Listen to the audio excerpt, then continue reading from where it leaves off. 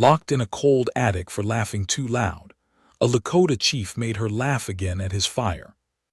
The first thing I noticed about her was not her face. It was her hands.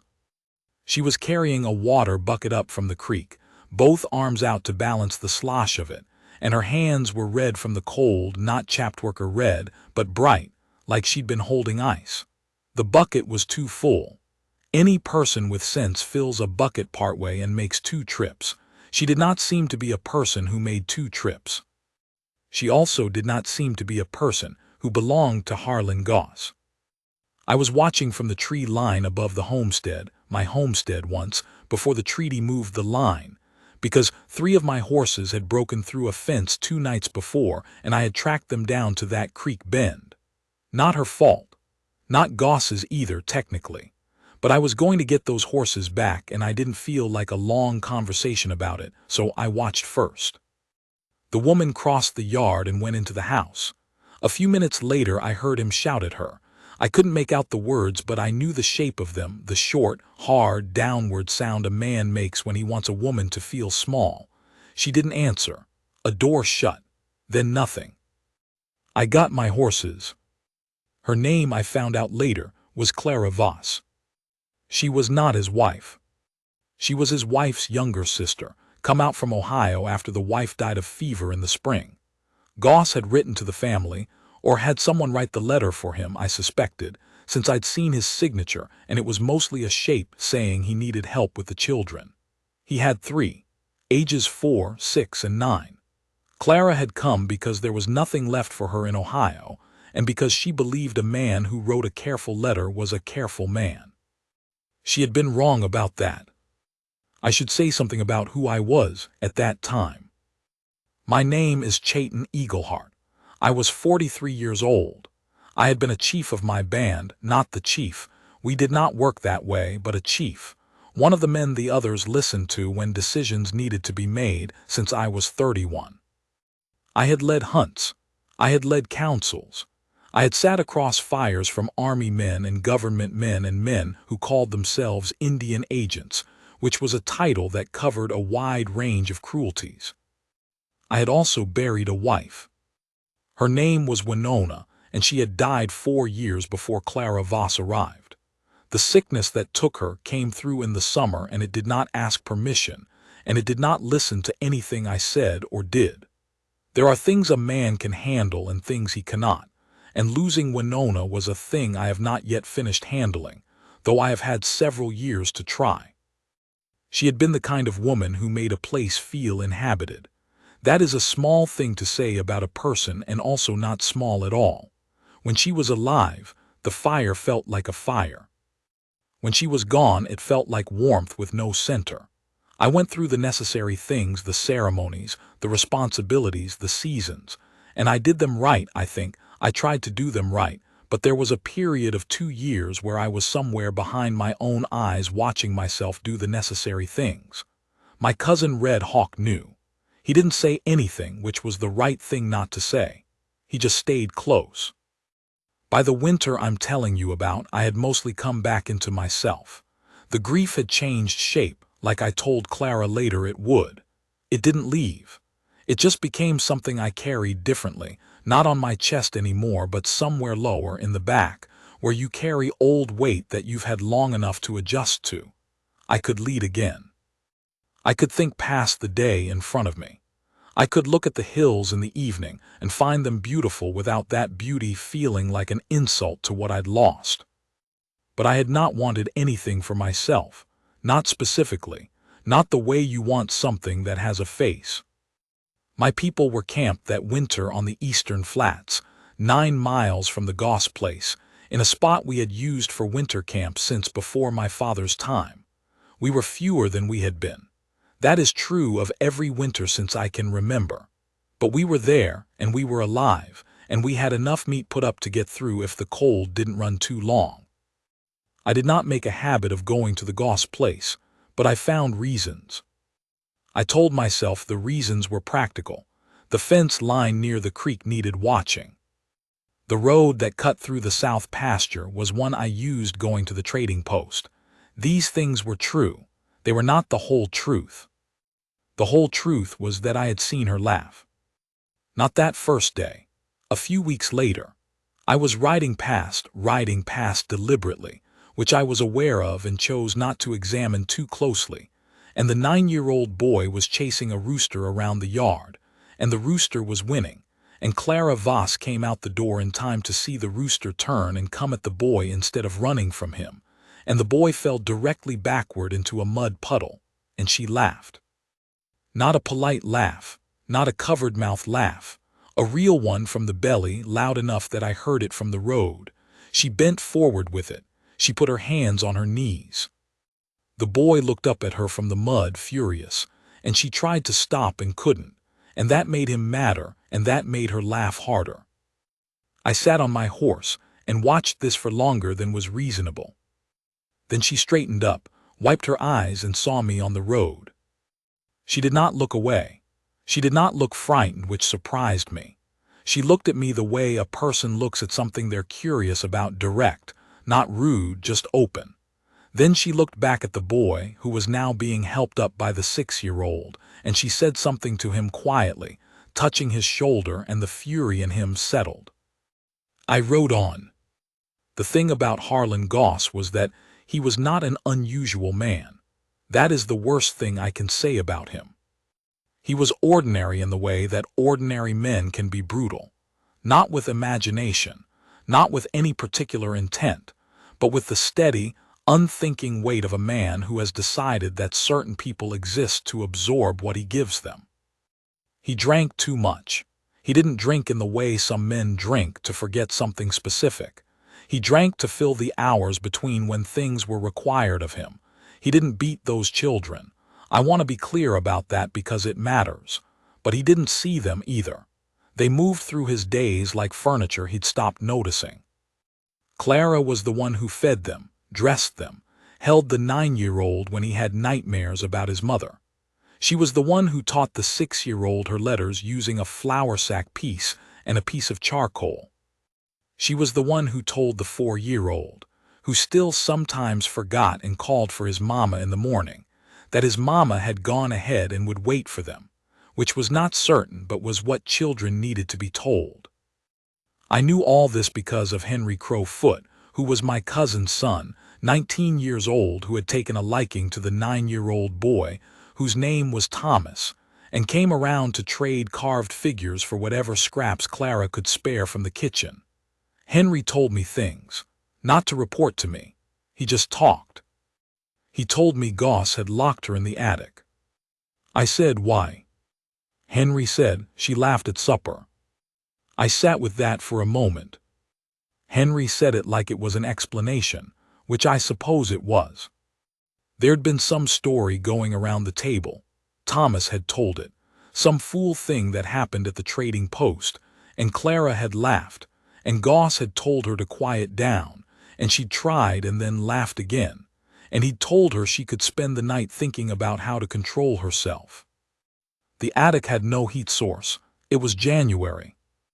Henry said she'd been up there 4 hours before Goss fell asleep, and Thomas snuck up and unlocked the door and brought her a blanket and some bread. The boy was 9 years old. I did not say anything to Henry. I nodded once and he went on talking about something else, but I sat with it that night by my own fire for a long time. I want to tell you something about laughter and about what it means to punish it. My people laugh. This surprises some white men. They seem to expect us to be solemn at all times, to stand at the edge of vistas and stare at horizons like something in a painting. We are not a painting. We laugh at the same things most people laugh at. Things going wrong in harmless ways, unexpected reversals, the gap between what a person imagines about themselves and what is actually happening. We laugh at funerals sometimes, not from disrespect, but because the dead person would have found the situation funny, and we are including them. Winona laughed easily. It was one of the first things I noticed about her. She didn't perform her laugh, didn't calibrate it for an audience. When something struck her as funny, she laughed, and when it didn't, she didn't. There was no performance in it. I had not laughed much in the 4 years since she died. This is not something I thought about directly, but sitting by my fire that night, thinking about Clara Voss in a cold attic for 4 hours because she'd laughed too loud at supper, I was aware that I understood something about what Goss had done. He had not just punished a sound. He had punished the quality in her that was most alive. Men who do that are afraid of it. That is all it is. They are afraid of something they cannot control, and so they try to extinguish it. It almost never works. I went to the Goss place in the morning. Not with any plan. I want to be honest about that. I had no particular right to go there and I knew it, but I went. Goss was not there. He had gone to the trading post 2 days prior, Henry had said, and wasn't expected back until the following week. Clara was in the yard splitting wood. She was not a small woman, tall, broad-shouldered in the way of people who have worked since childhood, but the axe was too heavy for her, and her form was wrong, and she was making hard work of it. I got off my horse. She looked at me, not afraid, something more careful than that. I said in English, "You're fighting the axe." She said, "I know." I said, "The wood will split where it wants to split if you let it. You're trying to force it." She looked at the axe in her hands. Then she looked at me. She said, "Can you show me?" Not a question, an instruction almost. I liked that. I showed her the grip, the place on the handle. The way to read the grain before you swing.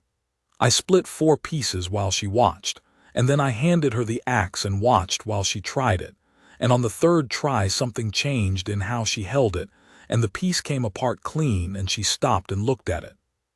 Then she looked at me and said, "Huh." Just that, huh. Like she discovered something she wasn't sure she wanted to know about how much she'd been doing wrong. I said, "You'll have enough for 3 days now." She said, "I need enough for 10. I said, "Then I'll come back tomorrow." She didn't say thank you. I appreciated that. She nodded once, like we'd agreed on something practical, which we had. Then she picked up the next piece and set it on the block and swung. Her form was already better. I came back the next day. And the day after that. She was a quick study. I don't say that as a compliment exactly, it was just a fact about her. She watched once, tried it, registered what went wrong, adjusted, tried again. No frustration in it, or no visible frustration. Maybe frustration underneath, but she didn't let it run the work. By the 3rd day she was going through a round of pine in less time than it had taken me to show her with the first one. She didn't talk much while we worked. Neither did I. Some people need to fill work with talking to make it feel like something is happening. She didn't need that. The work was the thing, and she gave it the attention it deserved. What she did do was ask questions when something puzzled her. Not small social questions, real ones. On the 2nd day, when I was showing her how to read the grain in a piece of wood before you placed it, she said, "How did you learn that?" And I told her honestly that I had learned it from my father, who had learned different wood knowledge in a different time, but who had the same principle about letting a thing tell you where it wanted to go rather than forcing your own idea onto it. She nodded like she was filing this away for later. On the 4th day she made coffee and brought it out. She put the cup on the fence post near where I was working. I'd moved on from wood to a fence section that was rotting and didn't say anything, just went back to whatever she was doing. I drank it standing up. It was good coffee. Not weak, not boiled to bitterness. Someone had taught her the right way. I found out later it was her mother. Her mother had kept the same pot going half the day and believed that the difference between good coffee and bad coffee was whether you'd given it enough respect in the making. Clara had laughed when she told me this, one of those laughs that's mostly memory, that comes from somewhere specific. On the 5th day the 4-year-old Peter came out and sat on the fence post and watched me work with the total unself-conscious attention of a small child who has not yet learned that staring is considered rude. He did not say anything for a long time. I didn't say anything either. Then he said, "Your horse is big." I said, "Yes." He said, "Can I sit on him?" I said, "When I'm done with this fence." He said, "Okay." He sat on the post and waited. When I was done, I lifted him up onto the horse's back and walked them around the yard twice. His face, I can still see exactly the look on his face. Something between terror and total delight, his eyes very wide and his hands in the horse's mane and his mouth pressed shut to keep from making a sound. Then on the second pass he let out a breath and he grinned, this huge grin, gap-toothed, and he said, again. Clara was watching from the doorway. When I looked over, she turned away quick and went back inside, but not before I saw her face, the look on her face. On the sixth day it snowed. We worked anyway. She had a coat that wasn't heavy enough for January, but she didn't mention it. I didn't mention it either. I was watching, though. The way cold sits in a person's hands first, then their face, and the way she kept working through it. I said, "Come to our fire tonight." She stopped, looked at me. I said, "The children too. Thomas can come home and come back, it's not far. There's food and it's warm." She said, "Goss'll be back in 2 days." I said, "I know." She thought about this. The snow was light, just beginning. She looked out past the fence line at the flats, which were white already. Then she looked at the house, and I knew she was thinking about those children in there. She said, "Let me get their coats." We walked the 9 miles in just over 2 hours. Thomas carried the 4-year-old, whose name was Peter, on his back for the last mile when Peter's legs gave out, without being asked, just picked him up. The 6-year-old's name was Mary, and she held Clara's hand the whole way and asked questions about where we were going and what we'd eat, and whether there were dogs. There were dogs. Mary loved them immediately. I want to tell you what that camp looked like that night, because it is a thing I carry clearly. Firelight first, the big communal fire that you feel before you see it, the warmth of it coming through the cold like a hand on your chest. The smell of meat and wood smoke, and the particular smell of many people in winter, which is not unpleasant, just deep and animal and real. The sounds of people talking and children running and someone on the far side playing a flute badly, which made 2 of the women laugh. The dogs came out first, they always do. 4 of them half-wild, not dangerous unless they decided to be, which they generally decided not to be with children. Mary went stiff when the first one came up to her, and then it nosed her hand and she breathed and let it, and the stiffness left her. Peter, still on Thomas's back, leaned down and reached for the dog's ears and got a hold of them, and the dog endured this with the patience of an old animal who has known many small children. There were people watching us come in. That is the honest thing to say. We were known in the camp, but what we were bringing was new, a white woman and 3 white children, unannounced, in January. I felt the watch of it and I didn't look away from it. I had made a decision and I stood in it. But my people are not a cold people. That is something that has been said about us that I have always found strange. They watched, yes, but they moved to make room, because making room for people who are cold and far from somewhere is not a complicated decision if you are paying attention. Clara stopped at the edge of the firelight. I watched her take it in. The faces, the fire, the motion of it. She had no expression I could name exactly, not fear, not wonder, something between. Like a person seeing a thing they'd been told was one way and finding it was entirely another. Henry's mother, whose name was Walks Far, came and took the children without ceremony, like she'd been expecting them. She was that kind of woman. She took Peter from Thomas's back and settled him on her hip and walked him toward the fire, and he let her, which was something, because Peter didn't let strangers usually. I brought Clara to the fire. My cousin Red Hawk was there, and 2 of the elder women, Cora and her sister, whose Lakota name I will keep private but who went by Hattie with white visitors, and 4 of the younger men including Henry. They made room. That's all. Just moved to make room without comment. We ate.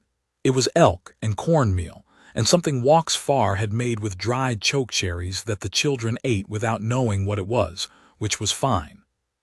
After a while, Thomas, who had been watching everything with the focused attention of a boy who understands he is somewhere unusual, leaned across to Henry and said something. Henry listened, then said something back, and Thomas nodded slowly, satisfied. I don't know what was said. I didn't ask. But Thomas had the look of a boy who had asked a real question and gotten a real answer, and that was enough. Mary was asleep against Hattie's side, her mouth open, the way children sleep when they're fully safe. Clara had not said much. She wasn't the kind of person who filled silence with herself. She listened and she watched, and twice she smiled at something she heard. The flute player was getting worse, which was somehow funnier as it went on, but mostly she just sat with the fire and the warmth and whatever she was thinking. I sat beside her. Not close, appropriate distance, but beside her. After a long time she said, quietly, "He played 3 wrong notes in a row and didn't stop." I said, "He never stops. He has been playing that flute for 11 years. She said, "Does he think he's good?" I said, "He knows he's not. He plays because his father played and his father is gone." She was quiet a moment, then she said, "That's a good reason." It was.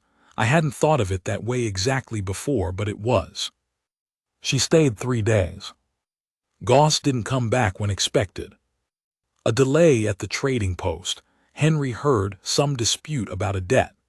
Clara sent Thomas back each morning to check on the animals, and Thomas did it without complaint, which told me something about the kind of boy he was becoming despite everything. On the second evening, after the children were asleep, Clara and I sat by the fire alone. Not entirely alone. There were others in the camp, others moving, the usual sounds of an evening settling down. But alone in the sense of being in our own conversation, our own quiet, with no one paying us particular attention. She said, "What was her name?" I looked at her. She said, "Your wife. I've heard people mention her. Henry said her name was something beautiful." I said, "Winona."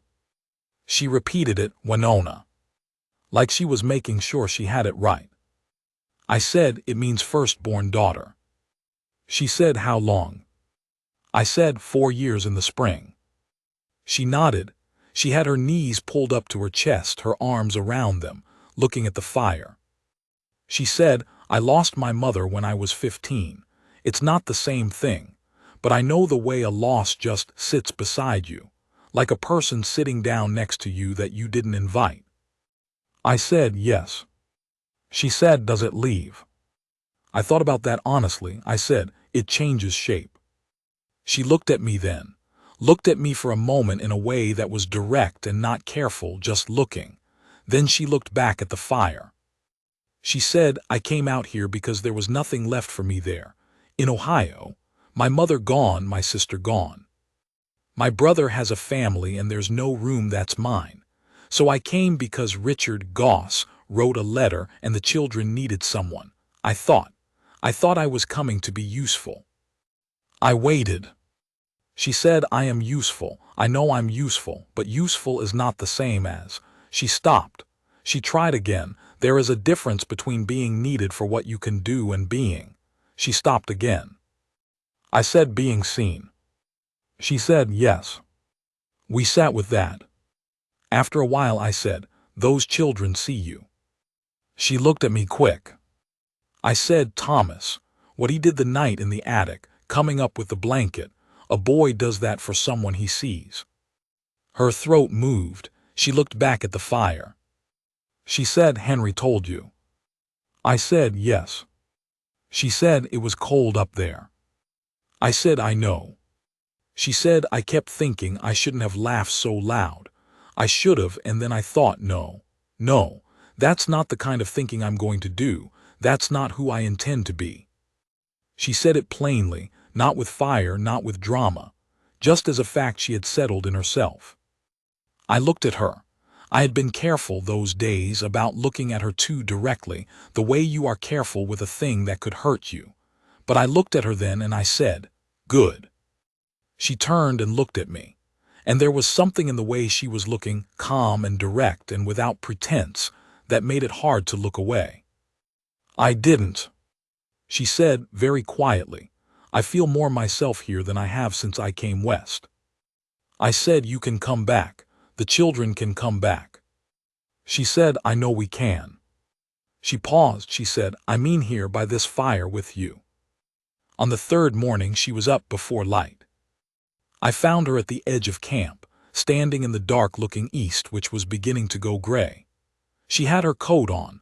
One of the women had given her a heavier one, Hattie's, lined with rabbit fur, and she'd accepted it without protest, which I appreciated, and her breath was making small clouds. I came and stood beside her. She said without turning, he'll be back today or tomorrow. I said yes. She said, I have to go back. I said, I know. She said, the children. I said, I know.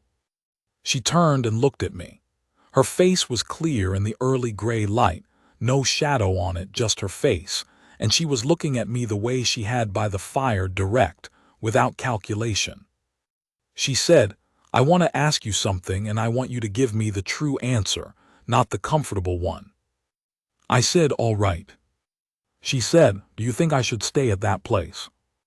I was quiet, not because I didn't know the answer, but because I wanted to give it to her honestly, without it being about what I wanted. I said, I think those children need you, and I think Goss is going to make you smaller than you are if you stay long enough. She said, that's not an answer. I said, I know. She waited. I said, I think you should take the children and leave before he makes you afraid to laugh. The gray light was getting less gray. A bird started somewhere. She said, and where would I go? I said, we will figure that out. She looked at me. She said, we. I said, yes. She was quiet for a long time. The camp was beginning to wake behind us, the first sounds of morning, someone stirring a fire, a child's voice, a dog. She was looking at me. She said, Chayton. I had not told her my name that I could remember. She had learned it somewhere. It made something move in my chest that I did not immediately name. She said, I have thought about very little since I came out here except how to manage each day. I haven't let myself think past that. I said, I know that feeling. She said, I think you do. She reached up and put her hand on my face, just like that. Warm hand on my cold cheek, her palm against my jaw, and she looked at me with those clear eyes and she said, I think you are a good man. She said it the way you say something you've concluded after careful thought, not performance, not comfort, conclusion. I put my hand over hers. I said, I think you already knew how to split wood, you were just fighting it. She laughed, quietly, just for me, here in the gray morning at the edge of everything. And there it was, that laugh that came from somewhere real in her, the same laugh I'd heard across a muddy yard with a rooster and a fallen boy, the laugh that had landed her in a cold attic. I thought, no one will put her in a cold attic again, not while I'm standing here. She went back. That needs saying clearly, without decoration. She went back. She put Hattie's coat back on Hattie's shoulders. Hattie tried to argue. Clara didn't let her. And she took those 3 children and she walked 9 miles back to the Goss place, and she went inside and she started a fire and she made breakfast. Thomas looked back at me once from the road. I lifted my hand. He turned forward again. Goss came back the next afternoon, 2 days late, in a foul mood from the road. Henry was near enough to see it. I was not near enough. I was in my camp, doing what needed doing. There is always something that needs doing in a winter camp, always a thing that is wearing through or running low or wants attention. But I was aware of the Goss place the way you are aware of something you're trying not to look at directly. Like a low sound just past hearing.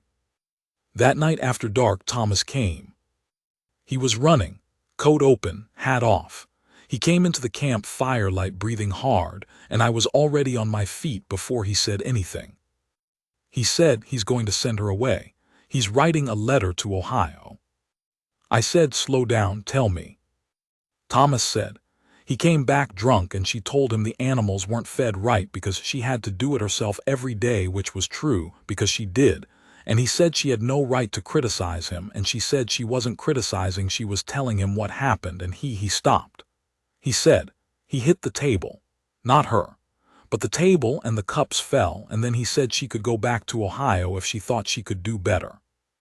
I said, where is she now? Thomas said, inside, with Mary and Peter. She put them to bed and she came and sat with me for a while, and then she said, go find Chayton. Those words, go find Chayton. I put on my coat. I will tell you what I did not do.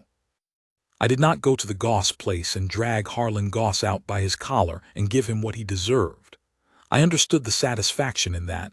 I will admit I understood it.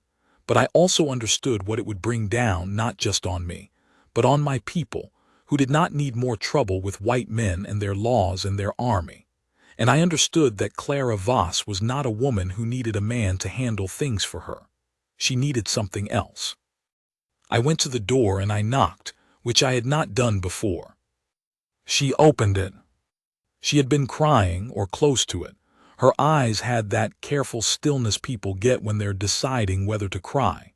She looked at me, and some of the careful went out of her face. I said, come outside a moment. Goss was audible behind her, in another room, the sound of a man muttering to himself. She glanced back and then stepped outside, pulling the door. I said, I want to say something to you, and I want you to hear it without arguing. She said, I don't argue. I said, Clara. She said, I listen, and then I tell you what I think. I said, good, then listen. She waited. I said, you can come to our camp. You and the children. You can come now tonight and I will figure out the rest, where you go, what you do, how Thomas gets his schooling. These are problems with solutions. They're not reasons to stay somewhere that is making you smaller. They're just problems. She looked at me for a long time. I said, Harlan Goss is going to wear you down until he can't see the part of you that laughed at that rooster. Not because he's cruel exactly, because he's small and small men can't live with something larger than themselves in the same house. She said quietly, that's a hard thing to say about a man. I said, it's a true thing. She was quiet. She looked out past me at the dark, at the road, at nothing. Then she said, what would it be exactly if we came? I said at first what it's been these past days. The fire, the people. Then in spring there's a mission school 2 days east that takes children of any, it takes children. Thomas could go, marry 2 in a year. And there's a woman in town, a widow named Breckenridge, who takes in boarders and works them fair and doesn't ask about their past much. She said, you've thought about this. I said, I've been thinking about it since January. She looked at me then with something I can only describe as recognition, like she was seeing something she'd suspected was there and had just confirmed. She said, since January. I said, since a boy fell in a mud puddle and you didn't apologize for laughing at it. Her mouth moved, not quite a smile, something before a smile. She said, I'll get the children's things. We were 3 miles from the Goss place when Peter, half asleep on Thomas's back, said very clearly, where are the dogs? Thomas said, there are dogs where we're going, Pete. Peter said, good. He went back to sleep. Mary was holding my hand. I don't know when that happened exactly. Somewhere on the road in the dark, she had reached up and taken it without asking. Her hand was small. I could feel her whole hand in mine. Clara was walking on my other side. After a while she said, low enough that only I would hear, I will not be a burden to your people. I said, you split your own wood. She said, what does that mean? I said, it means you're not built to be a burden. She was quiet for a step or two. Then she said, Chayton, what is this? I knew what she was asking. I said, I don't know exactly, but I know what it isn't. It isn't me feeling sorry for you, and it isn't loneliness, or not only that. I looked at her in the dark, the shape of her, Mary's hand in mine on one side and her walking on the other, the road under our feet and the cold and the stars. I said, It's that I have not wanted to walk toward something in 4 years, and I want to walk toward this." She didn't say anything, but she moved closer so that her shoulder was against my arm as we walked. We walked that way the rest of the road. There are things that take time and things that take longer than you expect. And then there are things that move faster than you believe they can because the right things are in the right order. Clara worked. That is what I want to say first, because it was the most important thing about those months. She worked without being asked, without complaint, and she was honest about what she didn't know and learned it quickly when she was shown. She was not performing gratitude. She was just a person who knew how to make herself useful to people she'd chosen. The thing she was most useful at in the beginning surprised me. It wasn't the domestic work, though she was capable there. It was the medicine. She had some training. She'd helped her mother through an illness for 2 years before the mother died, and she'd picked up knowledge the way practical people pick up knowledge, through necessity and paying attention. She knew what willow bark was for. She knew how to pack a wound. She knew, which few white people knew, when not to touch something. Cora had a daughter with a fever in February. Cora was one of our best healers, and she was frightened, which told you something about the fever. Clara sat with them for 3 days. She didn't push her way in. She watched what Cora did and asked questions when Cora was willing to answer and sat quiet when she wasn't. On the second night, when the girl's fever spiked and Cora was exhausted and the others were frightened, Clara was the one who stayed up through the dark, keeping cool cloths on the girl's forehead and talking to her softly, talking about Ohio and the river and things that didn't matter but gave the girl something to track through the dark. The girl came through. Cora didn't say anything to Clara about it, not directly, but after that she started answering Clara's questions more fully. The people of my camp, and I say this knowing it was not without complications, that there were conversations and objections that had to be sat through and taken seriously and worked out with care, came, most of them, to regard her as someone who belonged, not as one of us. She was what she was, and she knew it, and she didn't pretend otherwise, but as someone who was there genuinely and giving what she had. Hattie said once in Lakota, not meaning for me to hear it, "She laughs the right way, like she means it." I heard it, I didn't say anything. Thomas went to the mission school in April. He wrote a letter back the first week that was mostly misspelled but contained the sentence, "They have a library," which I think Clara had told him to look for, and he had looked, and he was satisfied. Mary started the following year. Peter stayed with us a while longer. He was still small, and there was time. I taught Thomas to ride properly in the summer. He was a natural, which shouldn't have surprised me but did. He sat a horse the way some people just sit horses, like it was where he was meant to be. The first time he held a full gallop across the flats and pulled back clean, he looked over his shoulder at me with his face wide open, not performing anything, just a boy who had done a thing and knew it was good. That look, I have not forgotten it. Clara and I were married in the fall, in 2 ceremonies, because we had agreed that we would not have only one, and have it mean only one thing. The first was simple our way. I will not describe everything because some of it is not mine to put into plain words for everyone. But there was fire and witnesses and the right words said to the right people, and she stood beside me in Hattie's good blanket, which Hattie had insisted on, and she stood the way she stood at everything, straight, clear-eyed, without pretense. The second was at the mission, a week later. The minister was a man named Aldous who had opinions about a great many things but kept most of them to himself on that occasion, which I respected him for. Thomas stood up with me. Mary threw flowers in a way that suggested she had been practicing and was proud of it. Peter fell asleep during the vows and had to be repositioned by Hattie, who had come to both ceremonies without being asked to, because she was that kind of woman. I do not know what Harlan Goss thought. I heard he sold the place the following spring and went somewhere east. I did not go looking for that information, and I do not carry it with me. He is his own story, and I am not in it.